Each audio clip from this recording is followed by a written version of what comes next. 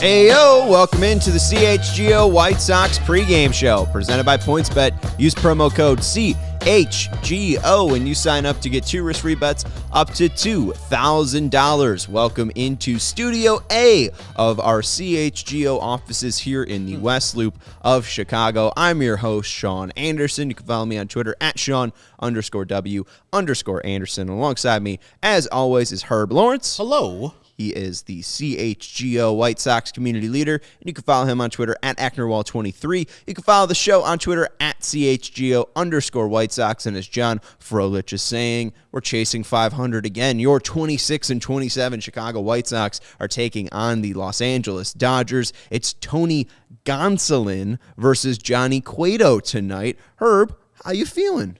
I'm feeling good. I mean, Tony Gonsolin, I've looked at his numbers. I've watched a couple of his games in the past, and I don't see anything that is spectacular as yet, so I would expect the White Sox to attack him, but I didn't remember the White Sox can't hit, so yeah. Yeah, they can't hit, and I think we went through all the graphics with our guy Steven, and I don't even think we had all of them just yet, because there was the graphic about the White Sox versus right-handed pitchers in the last 5 games. 31 2/3 innings pitched. The White Sox have scored, I think 6 earned runs in those last 5 games over 31 innings. The White Sox have been dominated by Marcus Stroman, Alek Manoah, not really dominated by Kevin Gausman, but there's still a good effort from Gausman. And then Mitch White, AI-generated Mitch White, giving out a great performance, and then Drew Rasmussen with a 7-inning game as well during that Rays series. So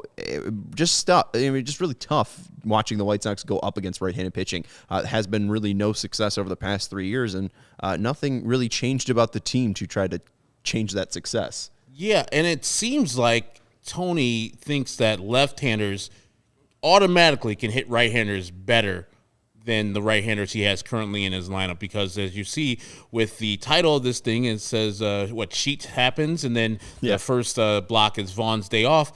Andrew Vaughn is hitting better versus right-handed pitchers this year than Gavin Sheets.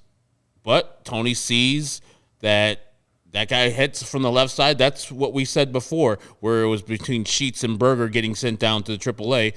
It wasn't a 100% thing, but that's what we were speculating. And they sent Berger down, and we were like, that's not the right one. And then Sheet immediately hits a couple home runs that day, and people are like, okay, he made the right decision. But no, it was the wrong decision to put Sheets in the lineup today. I know Tony explained to the assembled media, including our Vinny Duber, why he gave Andrew Vaughn a day off, but he literally just had a day off on Monday. The man is 24 years old. Yeah. Stop giving him days off, especially for somebody who could not hit. I love Gavin Sheets as a person.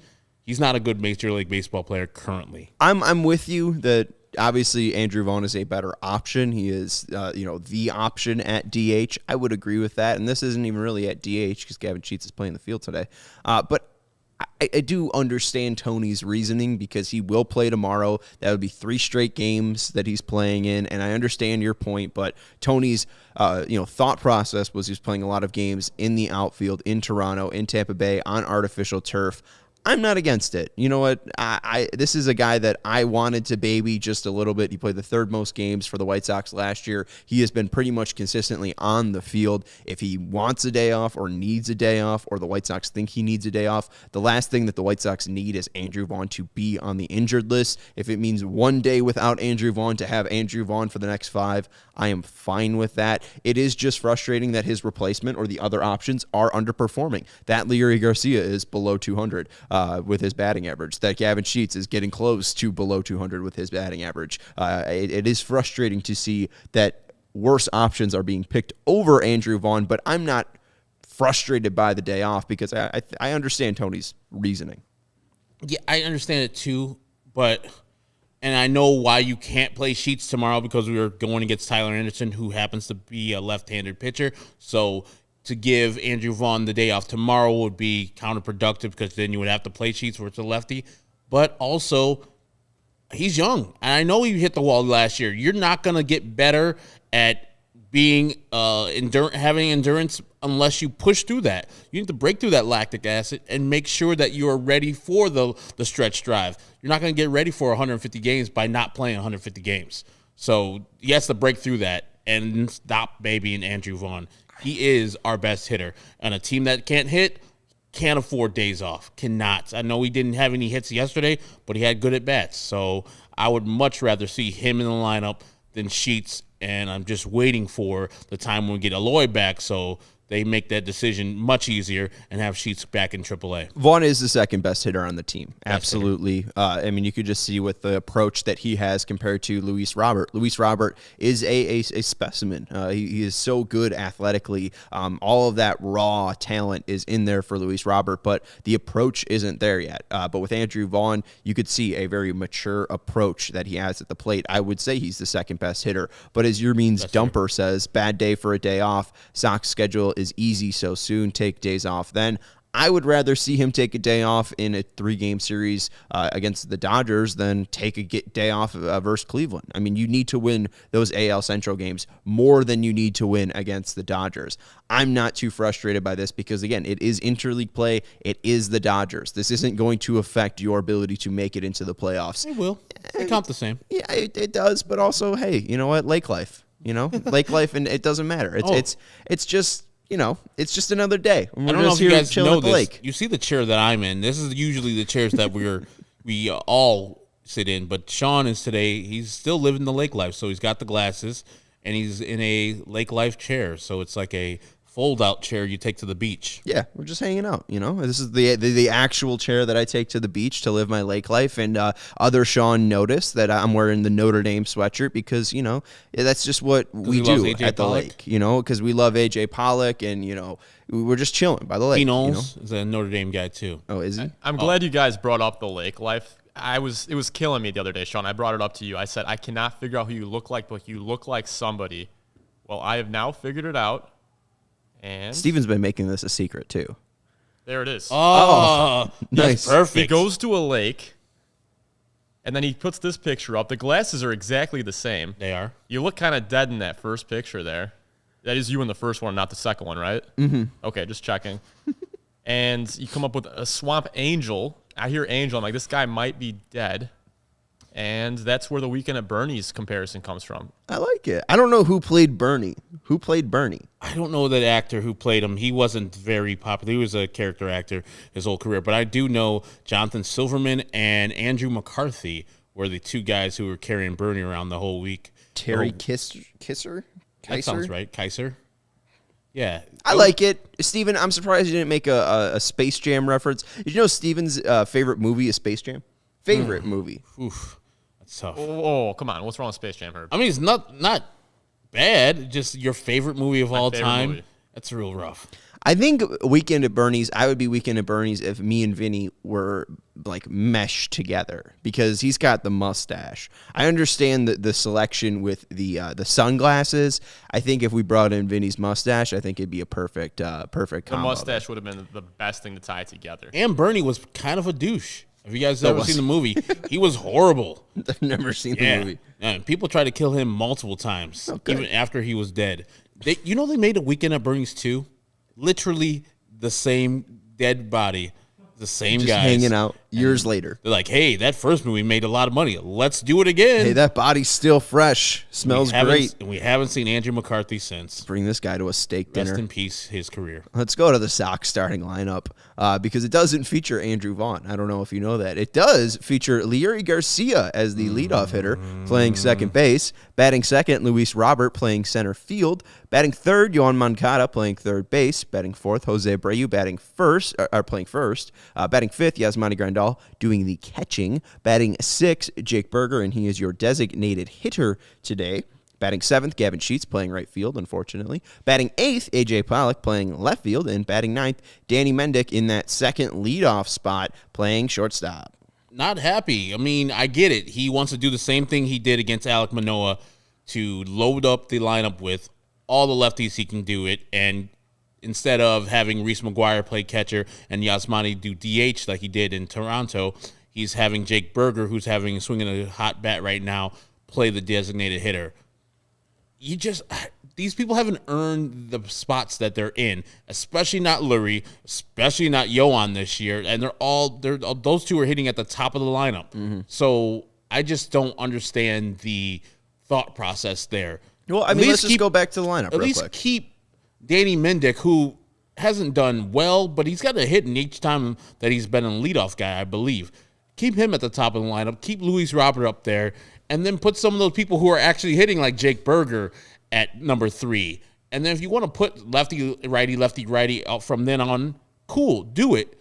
But that's 2 outs right there are your first 3 guys. Well, honestly, you say it could be 3. I mean, I'm looking at White Sox, Dodgers, no-run first inning now. Yeah. Just because Yohan Moncada's been pretty much an easy out the past couple weeks at this point. Leary Garcia's been an easy out this entire year.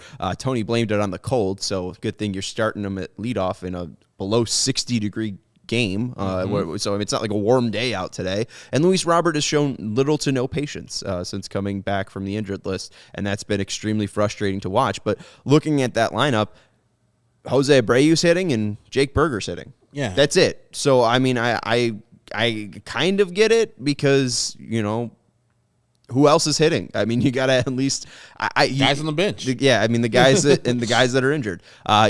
Put the guys that are hitting up higher the lineup, but doesn't matter. At the end of the day, those guys still got to hit. And everyone's still got to hit if they're going to win. This is the thing. Like veterans, I understand giving days off and give full days off. So if Tim's off when he comes back, cool. Hose is off for a day, give him that full day. Same thing with Yohan Moncada, Grandal, etc.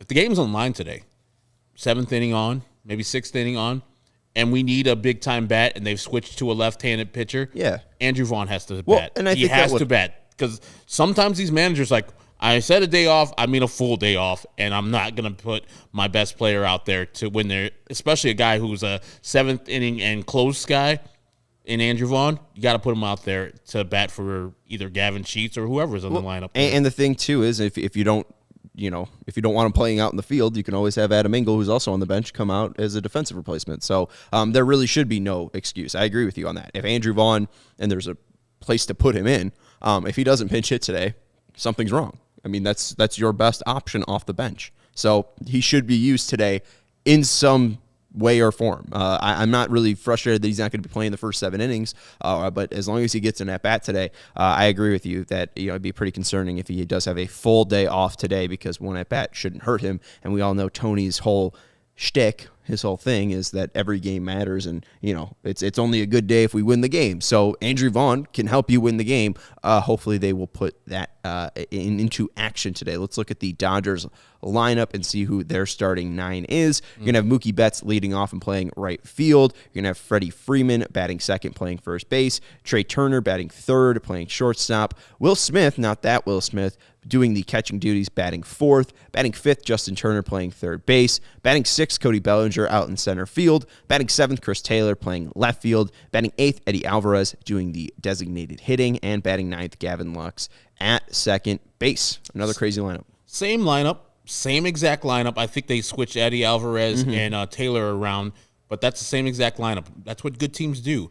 Allow the people to have the same type of routine, and they got a couple people out, like Max Muncy's out right now for the IL, but he hasn't been playing well. So this is how you do it as a manager. You put out the same people and say, hey, if you could do it two days in a row, Michael Kopech was fantastic. I don't think Johnny Cueto is going to be as fantastic. This is what Dave Roberts saying. So we'll put that same lineup up there and see if we can score some runs. That's a deadly lineup. Up to 6, even though Cody Bellinger's not the Cody Bellinger of past, that can always hit. He can always turn that ball around, and he's seen Johnny Cueto numerous amount of times in this whole lineup has. Yeah, and I understand your point, and Jesus agrees with you that, that's what a good manager does here, putting out the same lineup each and every day so guys have consistency. But also you can just see yesterday, guys still have to show up to hit. That lineup that was, there yesterday put up 0 runs. Yeah. So, there's only one reason that happened, though. Right, and that was Michael Kopech and good White Sox pitching. And the White Sox have been getting good pitching this entire year, so the lineup has to hit.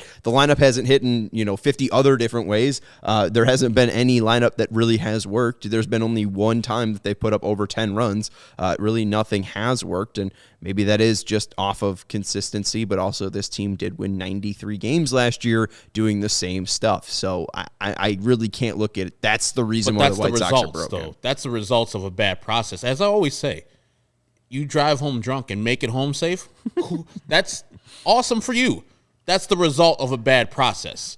It's not good things to drive home drunk at all. He's done this his whole managing career, though. He's got 3 World Series rings. And he's done the driving thing, too. Well, it's wrong. Just because he has success doesn't mean it was the right thing to do. It's not the right thing to do. What you should do is call an Uber and get home safely. Make sure everybody gets home safely. What's the equivalent of calling an Uber for making sure you have consistent lineups? Ask somebody else to do the lineups, like Jerry Narin. There you go. Or Miguel Kairos. Because I'm drunk with power here at the Guaranteed Rate Field, and I just think I can have Leury Garcia batting for the 6th damn time this year in the top third, and the 3rd time as the leadoff guy. The fuck?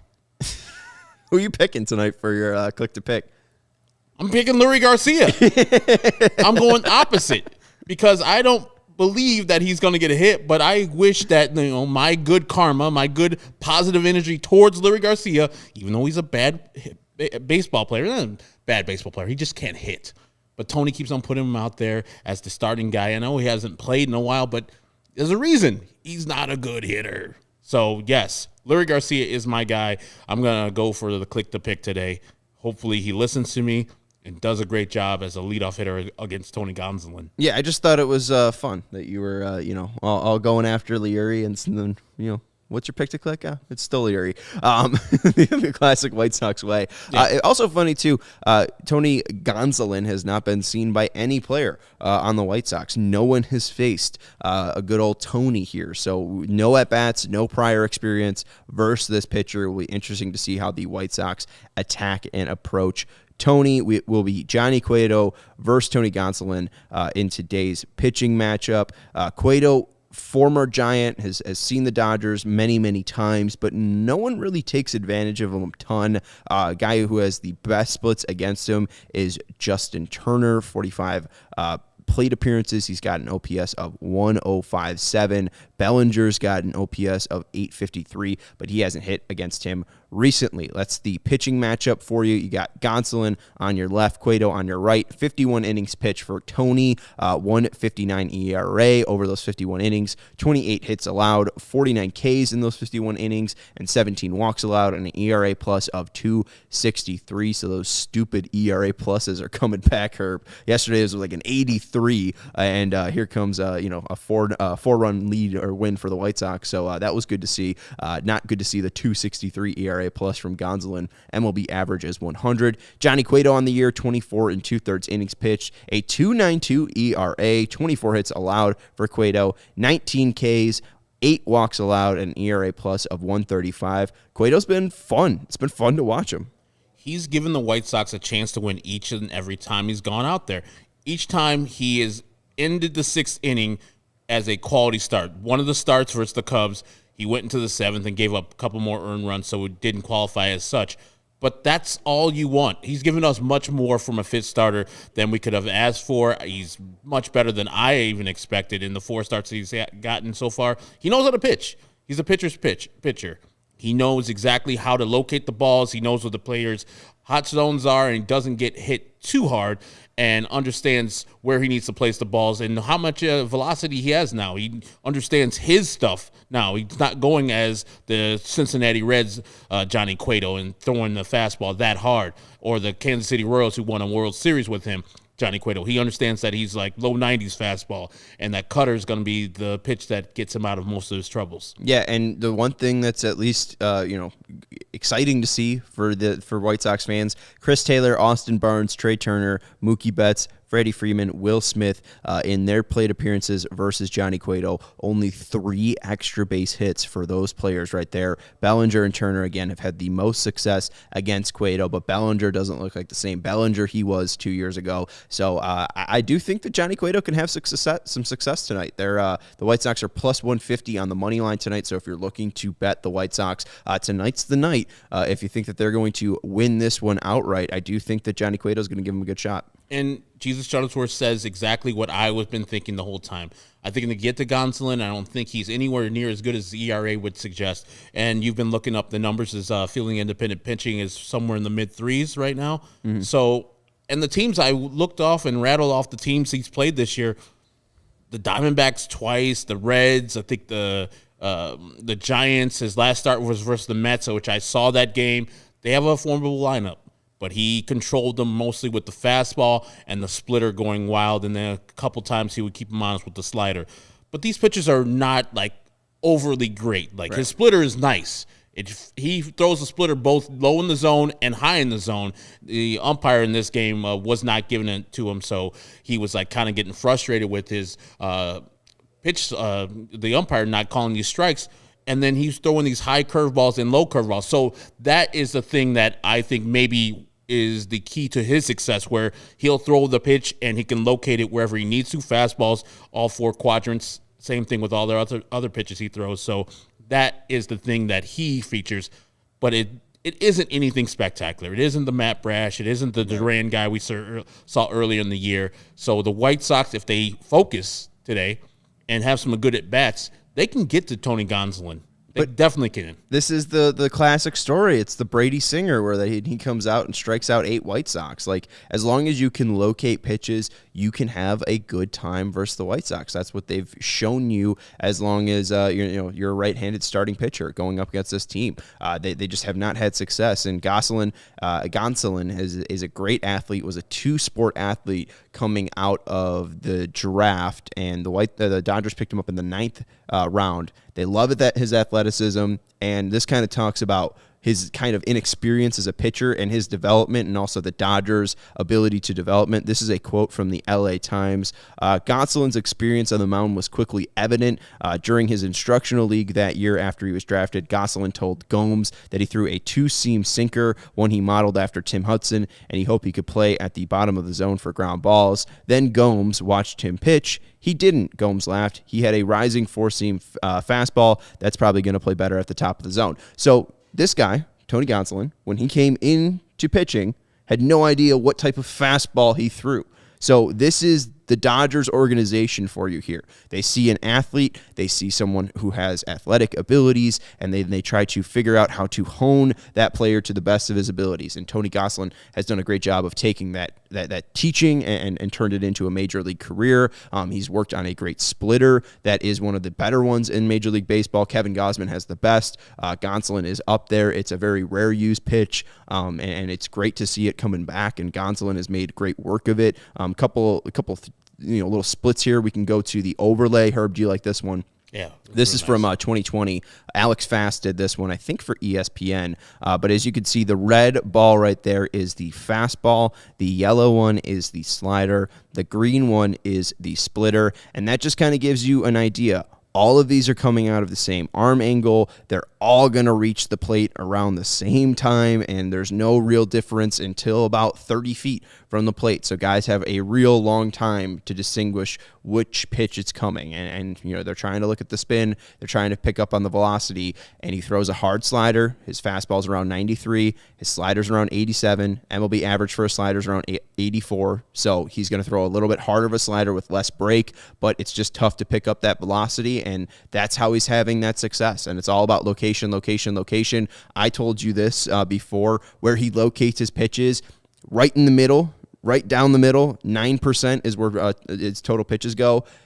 Low and away to right-handers, 30% of the time is where the zone he likes the most. So you look at where he's throwing. It's all around, but the main part he loves is low and away to righties, low and in to lefties. So that's something that you got to just watch out for. He really knows where to place his pitches, and something he does well is really negate exit velocity. That's what that shows right there. You can see in the middle, it's around 89 his exit velocity, where that's right in the middle of the heart of the plate. Guys aren't really able to square him out and tag him up.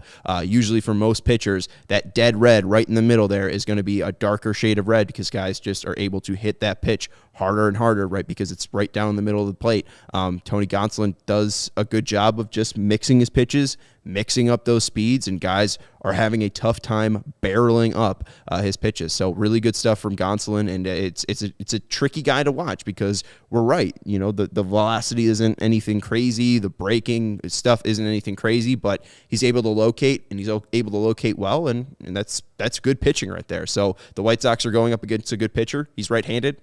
I have worries. Yeah, and checking out that film, he's like 93 on the fastball, and then the 83 mile per hour split finger fastball, and you saw that overlay. It's behind it, but it's on the same arm path. So the hitters are like, okay, what the hell's going on here? And that's why you see the 89 mile per hour exit velocity on middle pitches, because they're in between. They can't just look for fastball and say, okay, here it is. Because like I said, he could throw that splitter, dirt it, but also he throws that split finger up high, too, to keep you honest, to make sure that you know that, hey, this ball doesn't just go into the dirt. I'll throw it up, and you can hit if you want to, but you might think of it as a fastball, and you'd be way out in front of it, and all you do is ground out ball to the third baseman. So White Sox hitters need to pick a pitch, pick a speed, and pick a zone for where he's going to pitch. As Sean says, to right-handed hitters, he's throwing this ball away from you. So pick a zone and pick the speed. And just go to work on Tony Gonsolin, because if you're looking for all three, you're going to be lost. And that's what most of the teams that he's been facing this year have been doing. And something he does, he has the smart strategy that I love. He goes first pitch breaking ball a decent amount of times. What he wants is to get you into a pitcher's count. He wants to get you 0-2. The guy that he picks the brain of on the bench is Clayton Kershaw. The guy's a Hall of Famer. The guy knows how to pitch. So that's what he's been doing. Clayton Kershaw says Tony Gonsolin bugs him all the time on the bench, learning how to pitch. That's what he's doing. He's trying to get strikes, get you off of your game to make sure that he can then go to those 0-2 pitches. All right, here's a splitter out of the zone, make you chase it. Here's a slider out of the zone, make you chase it.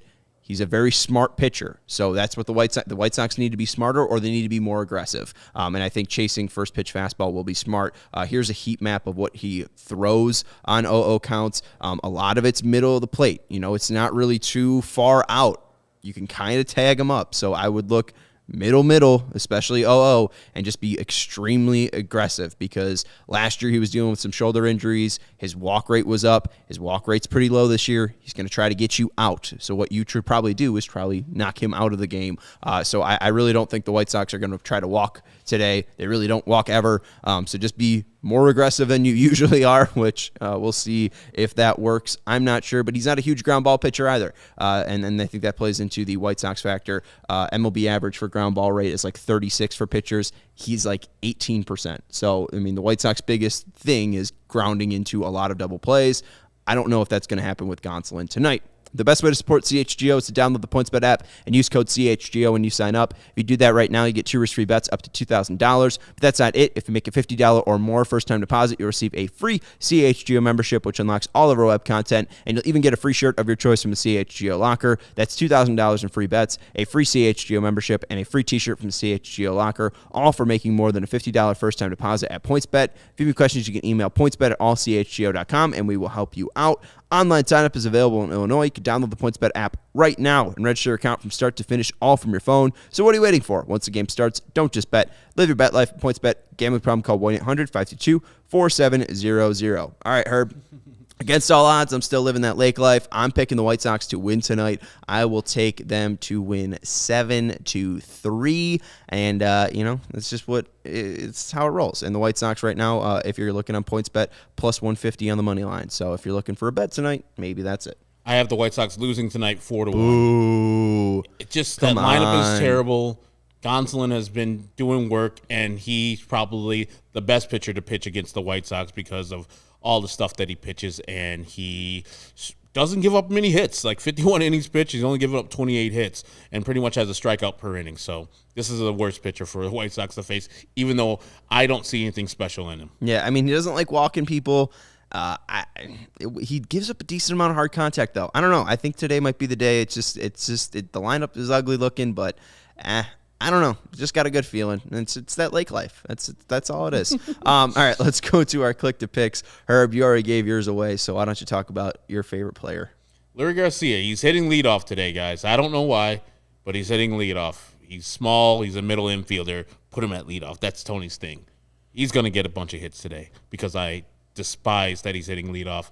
And so I'm trying to put that positive spin on it. It's like, all right, if you're going to be hitting leadoff, I'm going to ride with you, dude. Come on, Leury. It felt very Notre Damean to live the lake life, so I'm going with Alan Lorenz Pollock. We're going to see if AJ can get revenge. He was the hero last night with a 2-run RBI single, I think it was, and you know what? We're gonna go with AJ Pollock tonight. So why not? Let's go Alan Lorenz Pollock. Let's live that lake life, and let's do it. Brendan Frawley, our guy, click to pick Abreu.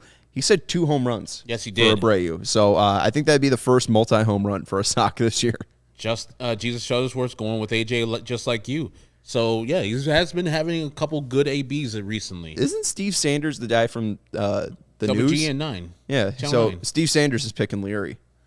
Good to have him here. Really glad Steve Sanders is making his CHGO White Sox pregame debut by picking Leury Garcia. So he's riding with me. Good job, Steve Sanders. I loved you on the news, brother. Smart You're guy. Awesome. All right, well, that's going to do it for the CHGO White Sox pregame show. We got the Dodgers and the White Sox coming up. Can the White Sox get back to 500, 27-27? It sounds so nice. It's Cueto versus Gonsolin, and Leury Garcia going to lead off with a leadoff home run. So Herb's click to pick will click. That will do it for the CHGO White Sox pregame show. We will talk to you after the game. Once the final out is made, we'll be live on this very YouTube channel, so do not miss out and join us live. We will have the recap for you. Thank you guys for hanging out. Shout out to Jesus, Steve, Brennan, Josh, Matthew, Juan. Appreciate everyone for hanging out and chatting with us on this pregame. For Herb Lawrence, I'm Sean Anderson. We will talk to you after the game, and go Sox.